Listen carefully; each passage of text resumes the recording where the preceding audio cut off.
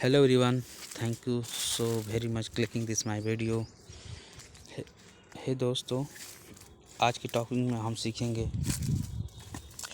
एक बहुत ही मज़ेदार मोटिवेशनल शानदार स्टोरी सीखेंगे। और इसके सीखने के माध्यम से आज आप ज़रूर ये आप कह सकते हैं कि मैं एक यकीन से कह सकता हूँ कि आप इसको सुनने के बाद देखने के बाद आप भी इंग्लिश आसानी से बोल पाएंगे।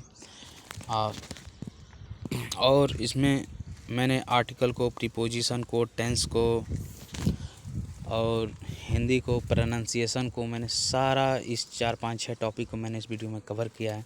तो है फ्रेंड्स, आई होप आपसे उम्मीद करता हूँ कि आप यदि वीडियो बनाएं तो वीडियो को लाइक कर दें, सब्सक्राइब कर दें। Let's continue the video. Okay. A farmer planted A small seed in the soil. एक किसान ने मिट्टी में एक छोटा सा बीज लगाया।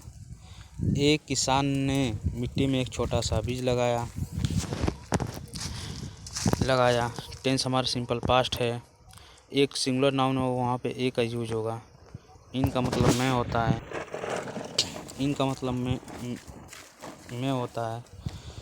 अ फार्मर, एक किसान, प्लांटेड लगाया, और इस स्मॉल सीड्स एक छोटा बीज, इन द सॉयल मिट्टी में। सॉयल का मतलब होता है मिट्टी, इन मतलब होता है मैं, द मतलब वह या वही या उसी मिट्टी में लगाया। इस मिट्टी में वो लगाना चाहता था, उसी मिट्टी में लगाया। Every day he wanted the seed with care. वह हर दिन उसने उस बीज को ध्यान से पानी दिया, सींचा, ये सब आदि आदि क्रियाएं जो करता था। सिंपल पास्ट आर्टिकल द मतलब वही, वह या वही।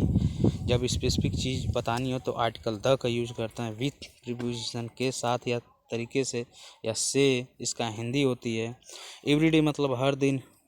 ही का मतलब वह या उसने, ठीक है ना। वाटर्ड मतलब पानी दिया। द सीड उसी बीज को पानी दिया।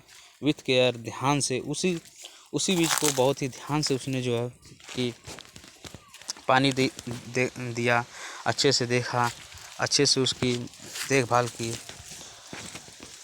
Eight first nothing happened. शुरुआत में कुछ भी नहीं हुआ। At first nothing happened. At मतलब पर, मैं प्रीपोजिशन एट यहाँ पर यूज हुआ है, समय को दर्शाने के लिए यूज होता है। एट का प्रयोग होता है समय के लिए। एट फर्स्ट शुरुआत में, नथिंग मतलब कुछ भी नहीं हुआ, हैपेंड मतलब हुआ, कुछ नहीं। नथिंग मतलब कुछ भी नहीं, हैपेंड मतलब हुआ, शुरुआत में कुछ भी नहीं हुआ। At the first time nothing happened. शुरुआत में कुछ भी नहीं हुआ, शुरुआत में कुछ भी नहीं हुआ। But the farmer didn't lose hope. लेकिन किसान ने उम्मीद नहीं खोई।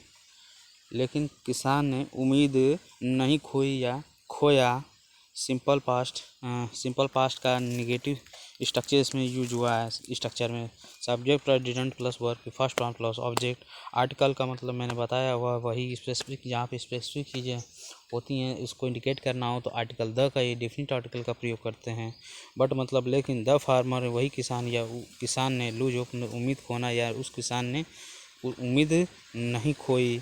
उस किसान ने उम्मीद नहीं खोई। डिडंट मतलब नहीं, लूज होप मतलब उम्मीद खोना। लूज होप का मतलब होता है उम्मीद खोना। उस किसान ने उम्मीद नहीं खोया या खोई। अच्छा। आफ्टर सम डेज ए स्मॉल प्लांट केम आउट। कुछ दिनों बाद एक छोटा सा पौधा निकल आया। Time subject plus verb plus object. Article preposition देखिए, आफ्टर का मतलब होता है बाद, एक का मतलब एक। जब सिंगुलर नाउन को काउंटेबल वहाँ पे दर्शाना हो तो आर्टिकल ए का यूज। तो आफ्टर सम डेज मतलब कुछ दिनों बाद। अ स्मॉल मतलब एक छोटा सा पौधा। अ स्मॉल प्लांट का मतलब होता है एक छोटा सा पौधा। केम आउट मतलब बाहर निकलना। केम आउट का मतलब होता है बाहर निकलना या बाहर निकल गया। कौन सा पौधा? जो उसने बोया था। कहाँ बोया? मिट्टी में जब बोया था वही पौधा एक दिन क्या बाहर निकल आया। Slowly it became a big tree. धीरे धीरे वो एक बड़ा पौधा बन गया। तो हे दोस्तों, अब चैनल पे यदि नए हैं तो प्लीज़ चैनल को लाइक कर दें। आपसे उम्मीद करते हैं दोस्तों हाथ जोड़ के, और चैनल को सब्सक्राइब कर दें। मैं इसी तरह कंटेंट और वीडियो लाता रहता हूँ। अब सिंपल पास्ट हुआ आर्टिकल, ठीक ना। एक आया। स्लोली मतलब धीरे धीरे। स्लोली आपको धीरे धीरे कहना हो तो अब इसकी आपको अब 2 बार कोई अगर धीरे धीरे बोले तो स्लोली नहीं, वहाँ पे आप स्लोली वर्ड का 2 बार यूज नहीं करेंगे। आप एक ही बार बोलेंगे तो उसका मतलब स्लोली होगा। स्लोली आप एक ही बार बोलेंगे तो स्लोली स्लोली दोनों को कवर करेगा, यानी स्लोली स्लोली मतलब दो एक ही बार बोलेंगे तो स्लोली स्लोली हो जाएगा। बिकेम मतलब बन गया, बिकेम मतलब बन गया, होना, ठीक ना। और विक्ट्री एक बड़ा पौधा बन गया, पौधा बन गया। और लास्ट में क्या किया, किसान ने बड़ी मेहनत की और देख रेख किया, और अच्छे से जब देख रेख करता है तो किसी भी इंसान के जब अपनी पढ़ाई के रिलेटेड यदि आप देख रेख करते हैं तो आप इसको जो है आसानी से जो है कि आप किसी भी चीज़ को आसानी से आप उसको रिकवर कर लेते हैं, प्राप्त कर लेते हैं, अचीव कर लेते हैं जब आप कंटिन्यू उसमें लगे रहते हैं तो, ठीक ना। आप धैर्य बना के, पेशेंस बना के जब काम करते हैं तो मोरल सीख आता है, hard work and patience always bring success. मेहनत और धैर्य हमेशा सफलता लाती है। हार्ड वर्क मतलब कड़ी मेहनत, पेशेंस मतलब धैर्य, ऑलवेज में हमेशा, ब्रिंग मतलब लाते हैं, सक्सेस मतलब सफलता। हार्ड वर्क हमेशा ही सफल, hard work patience always bring success. Hard work हमेशा ही क्या लाते हैं, सफलता लाते हैं। दोस्तों thank you so very much, listen carefully, ध्यान से सुनने के लिए, लिसनिंग। तो है दोस्तों, आप वीडियो पर नए तो वीडियो को लाइक कर दीजिएगा।